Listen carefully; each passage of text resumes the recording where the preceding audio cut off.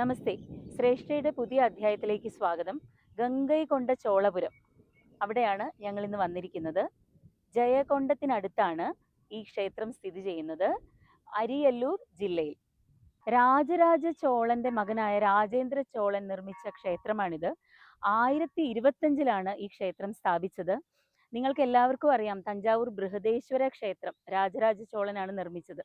അതിനുശേഷമാണ് ഈ ക്ഷേത്രം നിർമ്മിച്ചത്. ഏകദേശം 250 വർഷ കാലഘട്ടത്തോളം ഈ സ്ഥലം ഗംഗൈകൊണ്ട ചോളപുരമാണ് ചോള രാജാക്കന്മാരുടെ ആസ്ഥാനമായി പ്രവർത്തിച്ചുകൊണ്ടിരുന്നത്.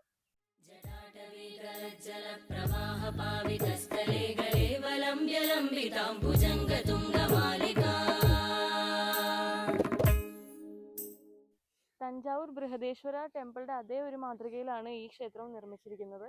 അതുപോലെ തന്നെ 3 ക്ഷേത്രങ്ങളാണ് മെയിനായിട്ട് ചോള രാജാക്കന്മാർ നിർമ്മിച്ചതിൽ ഇപ്പോഴും അതുപോലെ പ്രിസർവ് ചെയ്ത് വെച്ചിരിക്കുന്ന ക്ഷേത്രങ്ങൾ. ഈ ക്ഷേത്രം അല്ലാതെ ബാക്കി 2 ക്ഷേത്രങ്ങൾ ഇതിനു മുമ്പ് നമ്മൾ പോയിട്ടുണ്ട്. അത് ഒന്ന് ബൃഹദേശ്വര ക്ഷേത്രം തഞ്ചാവൂര്, പിന്നെ അതല്ലാതെ കുംഭകോണത്തുള്ള ധാരാസുരം ക്ഷേത്രം. അതും ഇതേപോലെ തന്നെ വളരെ മനോഹരമായിട്ടുള്ള ഒരു ക്ഷേത്രമാണ്. ഈ 3 ക്ഷേത്രങ്ങളും നിർമ്മിതിയിൽ ഏകദേശം ഒരേപോലെയാണ് ഇരിക്കുന്നത്. വളരെ മനോഹരമായിട്ടുള്ള വാസ്തുവിദ്യ നമുക്കിവിടെ കാണാം.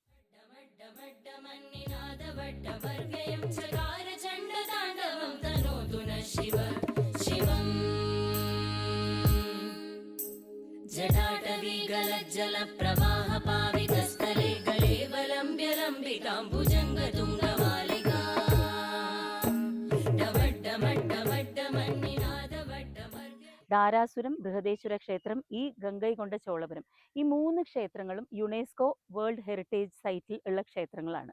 ഇത് 3ഉം ഇപ്പോഴും അധികം നശിക്കാതെ നിലകൊള്ളുന്നു. ബൃഹദേശ്വര ക്ഷേത്രത്തില് ശിവലിംഗത്തിന്റെ എതിർവശത്തായിട്ടുള്ള നന്ദി നമുക്ക് എല്ലാവർക്കും അറിയാം, നമ്മൾ കണ്ടിട്ടുണ്ട്. വലിയൊരു നന്ദിയുടെ ഒരു സ്റ്റാച്ചു ആണ്. അതിനേക്കാളും വലിയ നന്ദിയുടെ സ്റ്റാച്ചു ആണ് ഈ കാണുന്നത്. ബൃഹദേശ്വര ക്ഷേത്രത്തിലെ നന്ദി ഒരു മണ്ഡപത്തിനുള്ളിലാണ് സ്ഥിതി ചെയ്യുന്നത്. ഇത് താഴെ തന്നെയാണ് സ്ഥിതി ചെയ്യുന്നത്. എത്ര വലിയ നന്ദിയുടെ സ്റ്റാച്ചു ആണെന്ന് നോക്കൂ.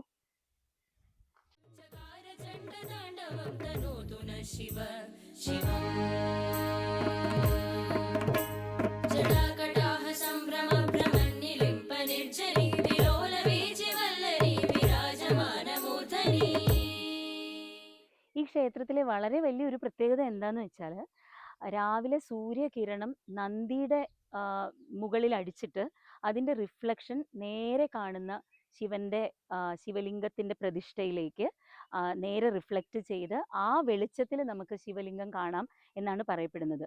ഉള്ളിലുള്ള ദീപങ്ങളെല്ലാം അണച്ചു കഴിഞ്ഞാൽ രാവിലെ ആ സൂര്യകിരണത്തിന്റെ പ്രകാശത്താൽ ശിവലിംഗം കാണും എന്നാണ് പറയപ്പെടുന്നത്. ഈ സ്ഥലത്തിന് ഗംഗൈകൊണ്ട ചോളപുരം എന്ന് പേര് വരാൻ ഒരു കാരണമുണ്ട്. രാജേന്ദ്ര ചോളൻ മഹാരാജാവ് ഗംഗാ സമതലം വരെ കീഴടക്കുകയും ഗംഗാജലം ഇങ്ങോട്ട് കൊണ്ടുവരികയും ചെയ്തു എന്നാണ് പറയപ്പെടുന്നത്. അതുപോലെ ഓരോ സ്ഥലങ്ങളും കീഴടക്കി പോകുമ്പോഴേക്കും ആ രാജാക്കന്മാരെ എല്ലാം തോൽപ്പിച്ച് രാജാക്കന്മാരെ ഇവിടെ കൊണ്ടുവന്ന് ഗംഗാ നദിയിലെ ജലം ഒരു കുംഭത്തിലാക്കിയിട്ട് ആ ജലം കൊണ്ട് ഇവിടുത്തെ ശിവനെ അഭിഷേകം നടത്തുകയും ആ അഭിഷേക ജലം എല്ലാം കൂടി ഒന്നിച്ച് വന്ന് ഇവിടെ ഒരു കിണറ്റിൽ കളക്ട് ആവും. ആ കിണർ ഇവിടെയുണ്ട്, സിംഹക്കിണർ എന്നാണ് പറയുന്നത്. അപ്പൊ എല്ലാ ദിവസവും രാജേന്ദ്ര ചോളൻ ഈ ക്ഷേത്രത്തിലേക്ക് വരുമ്പം ആദ്യം ആ സിംഹക്കിണറിലെ ജലം എടുത്ത് തലയിൽ തളിച്ചിട്ടാണ് ക്ഷേത്രത്തിലേക്ക് പോവുക എന്നാണ് പറയപ്പെടുന്നത്. ഈ സിംഹക്കുളം നമുക്ക് കാണാം, ഇവിടെ തന്നെ ഉണ്ട്.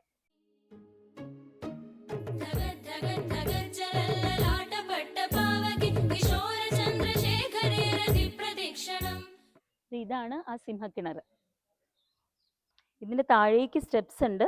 ഇതിന്റെ ബാക്കി ഭാഗമായിട്ടാണ് അവിടെ പോയി അത് കളക്ട് ആവും വെള്ളം.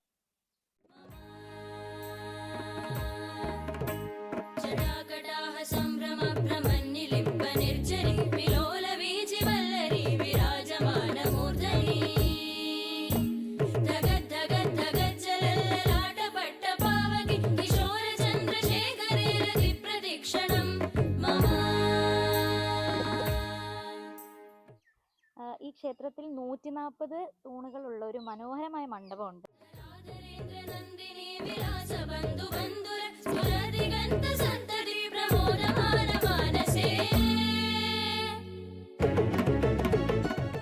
അതല്ലാതെ തെങ്കൈലാസം പടകൈലാസം എന്ന 2 ശിവക്ഷേത്രങ്ങളും ഇതിനുള്ളിലുണ്ട്. പിന്നെ ഉപക്ഷേത്രമായിട്ട് നവഗ്രഹം, എല്ലാ ക്ഷേത്രത്തിലും ഉള്ളതുപോലെ നവഗ്രഹമുണ്ട്. സൂര്യന് ചുറ്റുമാണല്ലോ ഗ്രഹങ്ങൾ വലം വെക്കുന്നത്. അതുകൊണ്ട് നമ്മൾ വലം വെക്കേണ്ട എന്നുള്ള രീതിയിലാണ് ഇവിടെ നവഗ്രഹ ക്ഷേത്രം സ്ഥാപിച്ചിരിക്കുന്നത്. മനോഹരമായിട്ടുള്ള താമരയുടെ ആകൃതിയിലുള്ള ഒരു ബിൽഡിങ്ങിനകത്താണ് ഈ നവഗ്രഹം സ്ഥാപിച്ചിരിക്കുന്നത്. അതിന് നവഗ്രഹത്തിന് നടുക്കായിട്ട് സൂര്യന്റെ ഒരു പ്രതിഷ്ഠയുണ്ട്. 7 കുതിരകളെ പൂട്ടിയ രഥത്തിൽ സൂര്യൻ പോകുന്നതായിട്ടുള്ള ഒരു പ്രതിഷ്ഠയാണ് ഇവിടെ ഉള്ളത്.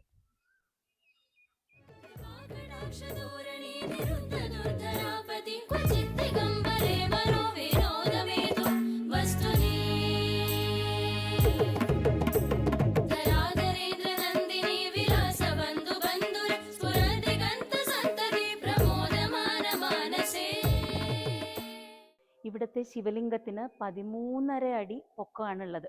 ബൃഹദേശ്വര ക്ഷേത്രത്തിലെ ശിവലിംഗത്തിന് 12.5 അടി പൊക്കവും. ആനയെ വിഴുങ്ങുന്ന സർപ്പത്തിന്റെ മുകളിൽ ചവിട്ടി നിൽക്കുന്ന ദ്വാരപാലകരാണ് പ്രധാന ക്ഷേത്രത്തിന് ഉള്ളിലുള്ളത്. ഇതാണ്.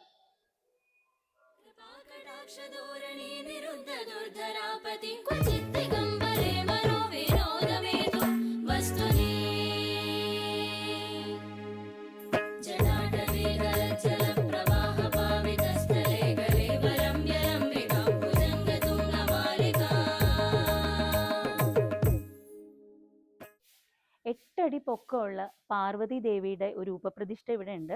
ഇവിടുത്തെ പാർവതി ദേവിയുടെ പ്രതിഷ്ഠയെ പെരിയ നായകി എന്നാണ് പറയുന്നത്. ഗംഗാധര ശങ്കര കരുണാകര മാമവ ഭവസാഗര താരക. ഗംഗാധര ശങ്കര കരുണാകര മാമവ ഭവസാഗര താരക. ഭോ ശംഭോ ശിവ ശംഭോ സ്വയംഭോ. ഭോ ശംഭോ ശിവ ശംഭോ സ്വയംഭോ. ഗംഗാധര ശങ്കര കരുണാകര മാമവ ഭവസാഗര താരക. ഭോ ശംഭോ ശിവ ശംഭോ സ്വയംഭോ. ഭോ ശംഭോ ശിവ ശംഭോ സ്വയംഭോ. ഇവിടുത്തെ പ്രധാനമായിട്ടുള്ള വർഷത്തിൽ ഒരിക്കൽ നടക്കുന്ന ഒരു വിശേഷ ദിവസമുണ്ട്. ആ ദിവസം ഒരു വഴിപാട് എന്താന്ന് വെച്ച് കഴിഞ്ഞാൽ ശിവലിംഗം മുഴുവൻ മൂടി നിറയ്ക്കുന്ന അത്രയും ചോറ് മൂടി വെച്ചിട്ട് അന്നാഭിഷേകം അങ്ങനെ നടത്തുന്നുണ്ട്. അതിനുശേഷം അത് അവസാനത്തെ ഭാഗത്ത് വരുന്ന ചോറെടുത്തിട്ട് തൈര് സാദമായിട്ട് കുട്ടികളുണ്ടാവാത്ത ആളുകൾ സേവിക്കുന്നതായിട്ട് ഒരു വഴിപാടുണ്ട്. കേട്ടിട്ടുണ്ട്. അപ്പൊ ഈ 13.5 അടി വലിപ്പമുള്ള ആ ശിവലിംഗം മൂടുന്ന അത്രയും അന്നം, അതായത് ചോറ് മൂടും എന്നാണ് പറയുന്നത്. അപ്പൊ അത്രയും അന്നം എടുത്തിട്ട് ഇവിടെ പ്രസാദമായിട്ട് എല്ലാവർക്കും കൊടുക്കാറുണ്ട്. അപ്പൊ അത് കഴിക്കുന്നവർക്ക്, മക്കൾ ഉണ്ടാകാത്തവര് അത് കഴിച്ചു കഴിഞ്ഞാൽ സന്താന സൗഭാഗ്യം ലഭിക്കും എന്ന് പറയുന്നു അല്ലേ.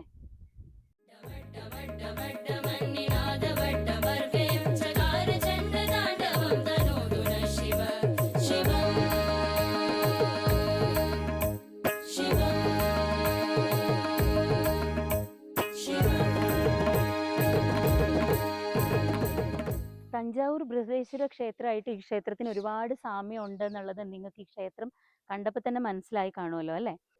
തഞ്ചാവൂർ ബൃഹദേശ്വര ക്ഷേത്രത്തിലെ നന്ദി മൂലസ്ഥാനത്ത് നിന്ന് 100 മീറ്റർ അകലെയാണ് സ്ഥിതി ചെയ്യുന്നത്. ഈ ക്ഷേത്രത്തിൽ നന്ദി 200 മീറ്റർ അകലെയാണ് സ്ഥിതി ചെയ്യുന്നത്.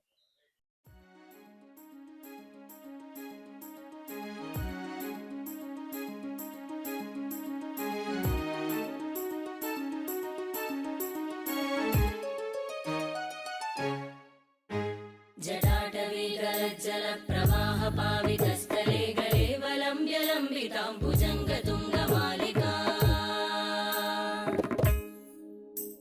ഡമഡ്ഡമഡ്ഡമഡ്ഡമന്നിനാദവഡ്ഡമർവ്യയം ചകാരചണ്ഡതാണ്ഡവം തനോതു നഃ ശിവ.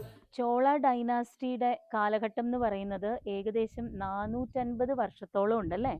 450 വർഷത്തോളം ചോള രാജാക്കന്മാർ തമിഴ്നാടും തമിഴ്നാട് മാത്രമല്ല, പറഞ്ഞില്ലേ, നോർത്ത് ഇന്ത്യയിൽ ഗംഗാ സമതലം തുംഗഭദ്ര നദി വരെയൊക്കെ കീഴടക്കി വാണിരുന്ന കാലഘട്ടം ഉണ്ടായിരുന്നു. അപ്പോഴെല്ലാം ഇവിടെ നടത്തിയ ഭരണ പരിഷ്കാരങ്ങളെല്ലാം അതിൻ്റെ ചെറിയ ചെറിയ അവശിഷ്ടങ്ങളെല്ലാം ഇപ്പോഴും നിലനിന്ന് വരുന്നു. അതിൽ 250 വർഷത്തോളം തന്നെ ഗംഗൈകൊണ്ട ചോളപുരമാണ് ആസ്ഥാനമായിട്ട് അവർ ഭരിച്ചിരുന്നത്.